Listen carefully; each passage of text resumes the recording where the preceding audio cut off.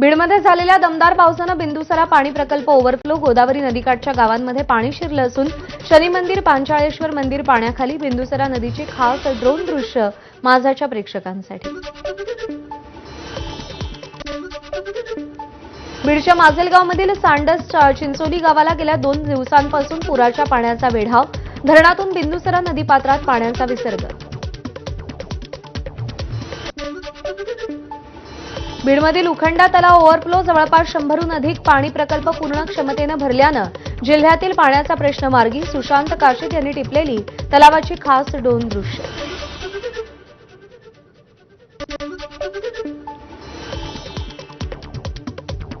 लातूर जिल्ह्यातील उजनी शिवारातील 400 ते 450 हेक्टर क्षेत्रावरची पिकं पाण्याखाली, तेरणा नदीला आलेल्या पुरामुळे शेतकरी अडचणीत, पंचनामे करून मदत करण्याची शेतकऱ्यांची मागणी। हिंगोलीमध्ये गेल्या 4 दिवसांपासून पावसाचं थैमान, वसमत आणि औंढा नागनाथ तालुक्यातील शेतीला या पावसाचा सर्वाधिक फटका।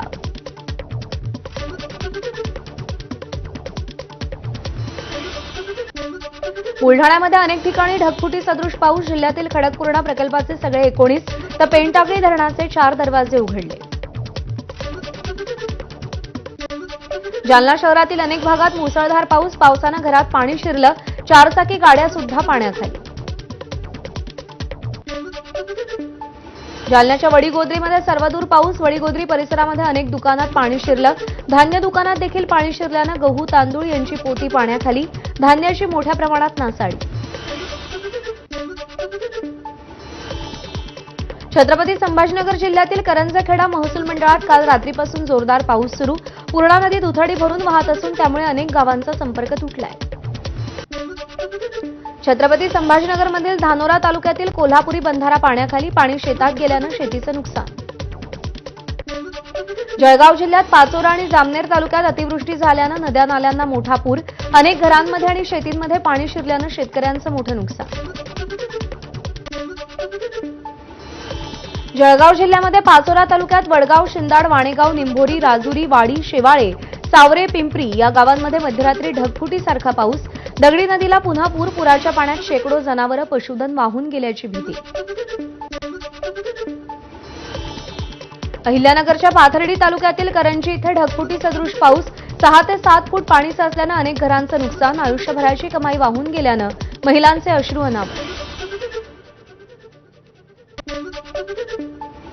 अहिल्यानगर जिल्ह्यामध्ये मागच्या 2 दिवसांपासून मुसळधार पावसानं शेतींना तळ्याचं स्वरूप, अनेक ठिकाणी नागरिकांच्या घरात पाणीच पाणी, कालच्या परिस्थितीनंतर आज पाणी ओसरण्यास सुरुवात।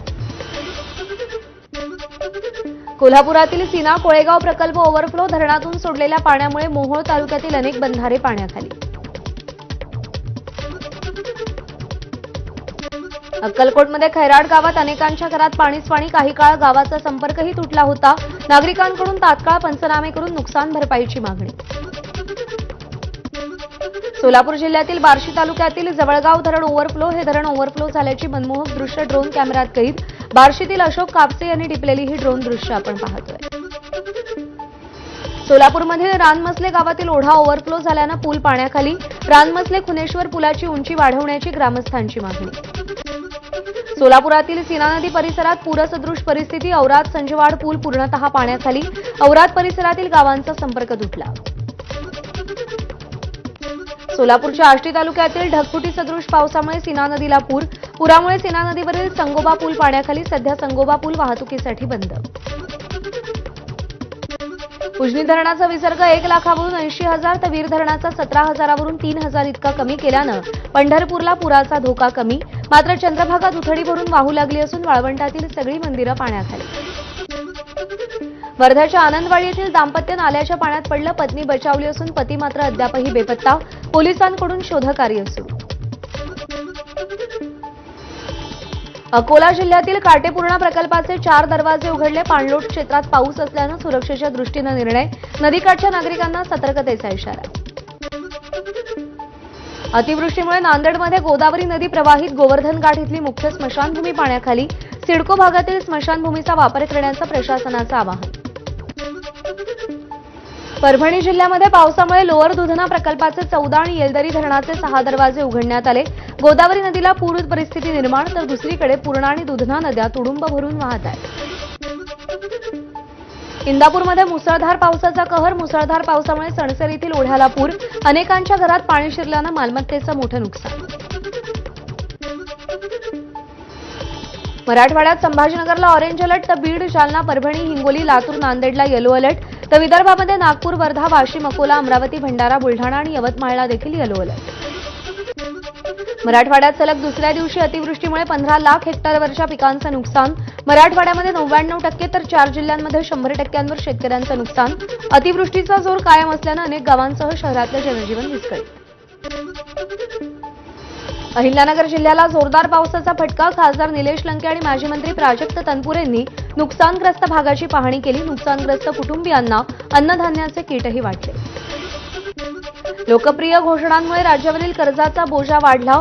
वर्षाअखेर कर्जाचा बोजा 9 लाख कोटींपर्यंत जाण्याचा अंदाज. पहिल्याच तिमाहीमध्ये 24,000 कोटींचं कर्ज सरकारने घेतल्याचं वृत्त.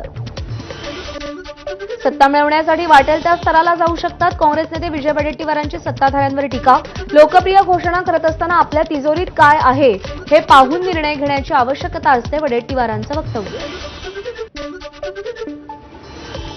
राज्याची आर्थिक अवस्था नेपाळसारखी झाली असून महाराष्ट्रात प्रचंड लूट सुरू आहे. संजय राऊतांचा हल्लाबोल. महाराष्ट्राची एवढी आर्थिक दुरावस्था कधीच नव्हती. चारही बाजूंनी महाराष्ट्र लुबाडला जातोय, राऊतांची टीका. ज्यांनी खिचडी घोटाळा केला ते एसआरए घोटाळ्याचे आरोप करतायत. भाजपचे माध्यम प्रमुख नवनाथ बन यांचा संजय राऊतांवर पलटवार. मराठवाड्यातील 1,25,000 लाडक्या बहिणींचा लाभ थांबवण्याची शिफारस. 8 जिल्ह्यांमध्ये 65 वर्षांवरील 1,33,335 जणांचे अर्ज तपासले. तपासांती 65 वर्षांवरील लाभार्थी महिलांना खोटी कागदपत्र तयार करून लाभ घेतल्याचं उघड. भाजप आज मुंबईमध्ये महापालिका निवडणूक प्रचाराचं रणशिंग फुंकणार. आज संध्याकाळी 5:30 वाजता वरळी डोममध्ये भाजपचा विजयी संकल्प मेळावा. आदित्य ठाकरेंच्या मतदारसंघातून मुख्यमंत्री फडणवीसांच्या भाषणानं प्रचाराचा नारळ फुटणार. बंजारा समाजाचा एसटी प्रवर्गात समावेश करावा यासाठी सोलापूरमध्ये मोर्चा. सोलापुरातील नेहरू नगर ते जिल्हाधिकारी कार्यालयापर्यंत मोर्चा. हिंगोलीच्या जिंतूर टी पॉइंटवर बंजारा समाजाचा रास्ता रोको. बंजारा समाजाला अनुसूचित जमाती प्रवर्गातून आरक्षण मिळावं यासाठी आंदोलन. नागपूरमध्ये महात्मा फुले समता परिषदेचा गुरुवारी 18 सप्टेंबरला ओबीसी मेळावा आयोजित. या मेळाव्यामध्ये आरक्षणाविषयी मंत्री छगन भुजबळ मार्गदर्शन करणार. 10 ऑक्टोबरला नागपूरमध्ये सकल ओबीसी समाजाचा महामोर्चा. जिल्ह्यातील ओबीसीच्या सर्व जातीचे प्रतिनिधी या महामोर्चामध्ये सहभागी होणार. तर समाजाची भूमिका सरकारनं समजून घ्यावी, काँग्रेस आमदार अभिजित वंसालींची मागणी. आदिवासी मोर्चेकऱ्यांनी पूर्व द्रुतगती महामार्ग अडवण्याचा प्रयत्न केला. आदिवासी आंदोलकांनी मंत्रालयाकडे जाण्याची मागणी केली. मुलुंड, नवघर या भागात मोठ्या प्रमाणात पोलीस बंदोबस्त तैनात. मराठवाड्यातील आमदारांनी उपमुख्यमंत्री अजित पवारांची भेट घेतली. मराठवाड्यात ओला दुष्काळ जाहीर करण्याची मागणी. रत्नाकर गुट्टे, राजू नवघरे, राजेश विटेकर आणि ठाकरे सेनेचे राहुल पाटील यांची मागणी. अजित पवारांबद्दल पुन्हा बोलाल तर जीभ हसडून संजय राऊतांना आमदार इद्रिस नायकवाडींचा इशारा. अजित पवारांच्या रक्तात पाकिस्तानचं रक्त असल्याची टीका राऊतांनी केली होती. परिवहन मंत्री प्रताप सरनाईक यांनी आरटीओ अधिकाऱ्यांना भर बैठकीत सुनावलं. अधिकाऱ्यांची चालणारी बेकायदेशीर वसुली ते गैरकारभारापर्यंत सगळ्याच तक्रारींचा पाढा खुद्द परिवहन मंत्र्यांनीच वाचला. वर्धा जिल्ह्यातील जलजीवन मिशन योजना रखडल्या. कामं न केल्यानं कंत्राटदारांना काळ्या यादीत टाका. जलजीवन मिशन बैठकीत आमदार समीर कुणावार यांचे निर्देश. उद्या पंतप्रधान मोदींचा वाढदिवस आणि या पार्श्वभूमीवर मुख्यमंत्री फडणवीसांकडून माय मोदी स्टोरी अंतर्गत आठवणी शेअर. पंतप्रधान नरेंद्र मोदींना वाढदिवसाच्या अनोख्या पद्धतीनं शुभेच्छा देण्यात येणार. पुण्यामध्ये उद्या संध्याकाळी खासदार मुरलीधर मोहोळ यांच्या वतीनं कार्यक्रमाचं आयोजन. 1,000 ड्रोन्सनं आकाश उजळणार. अर्जेंटिनाचा स्टार फुटबॉलपटू लिओनेल मेसीची पंतप्रधान मोदींच्या वाढदिवसानिमित्त खास भेट. पंतप्रधानांच्या 75व्या वाढदिवसानिमित्त मेसीनं स्वाक्षरी असलेली जर्सी भेट दिली. मनसे अध्यक्ष राज ठाकरेंच्या हस्ते रुग्णवाहिकांचं अनावरण. मुंबईतील दिंडोशी आणि धुळे जिल्ह्यातील मनसेच्या पदाधिकाऱ्यांच्या वतीनं रुग्णवाहिका सुरू.